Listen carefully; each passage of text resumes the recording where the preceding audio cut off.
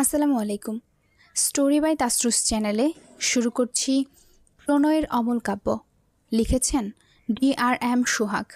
এখন শুনবেন গল্পটির 10ম পর্ব। ফাইজের বাবা মা গ্রামে গিয়েছে। বাড়িতে ফাইজ আর তার বোন ফারা। ফাইজ, সূত্র আর ইরফান ফাইজের রুমে বসে কথাবার্তা বলছে, যদিও ইরফান চুপচাপ। প্রয়োজনে দু একটা কথা বলছে, নয়তো চুপচাপ ফোন স্ক্রোল করছে। ফাইজ, সূত্র তাদের মতো কথা বলছে।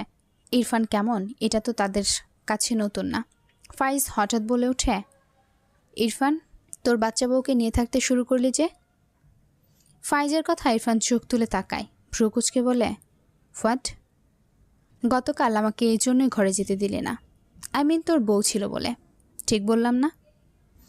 ইরফান শান্ত চোখে ফাইজের দিকে চেয়ে একটু পর দৃষ্টি সরিয়ে তার হাতে থাকা ফোনে মনোযোগ নিবদ্ধ করে বিরক্ত কণ্ঠে বলে, আই ডোন্ট লাইক হার।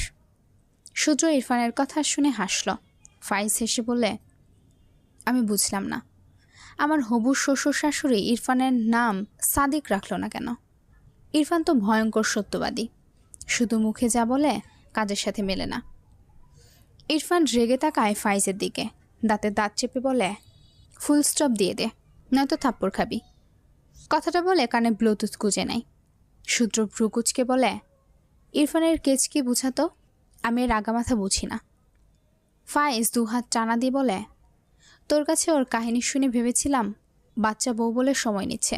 এখন মনে হচ্ছে ও জানেই না ও ওর সবচেয়ে অপছন্দের মেয়েকে ডিল দিয়ে দিয়েছে, কিন্তু সেটা এখন নিজে বুঝতে পারছে না। অথচ বুঝতে পারলে নিজেকে দাবানোর চেষ্টা করছে, কারণ বাচ্চা মেয়েকে ভালোবাসলে ওর নিজের কাছে মান-ইজ্জত থাকবে না ওর মতে। এর মাঝে ফারা হাতে একটা ট্রেতে কফি নিয়ে আসে। প্রথমে ইরফানকে দেয়। ইরফান বিনা বাক্যে কফির কাপ নিয়ে তাতে চুমুক দেয়। এরপর ফারা ফাইজকে কফির কাপ দিয়ে লাস্ট কাপ টেবিলের উপর রেখে ঘর থেকে বেরিয়ে যায়। সূত্র দেখল সবটা। ফারা বেরিয়ে গেলে সূত্র উঠে দাঁড়ালে ফাইজ ভ্রু কুঁচকে বলে, কোথায় যাচ্ছিস?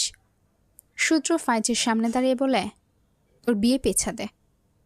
ফাইজ সূত্রর হাঁটু বরাবর লাথি দিলে সূত্র পিছিয়ে যায়। রেগে বলে, তোর ঘাটতেরা বোনকে সোজা করতে যাচ্ছি, জেনেও ঢং করিস কোন লজ্জায়?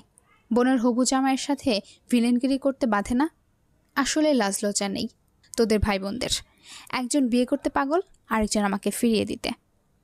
ফাইজ রেগে গেল সূত্রর কথায়। এই বেয়াদবটা সারাদিন তার বোনের জন্য তার হবু বউটাকেও টেনে খুঁটা দেয়। ফাইজ হাতের কাপ ঠাস করে টেবিলে রেখে উঠে দাঁড়ায়। সূত্রর দিকে এগিয়ে গিয়ে বলে, ফিরিয়ে দিতে লজ্জা থাকা লাগে না,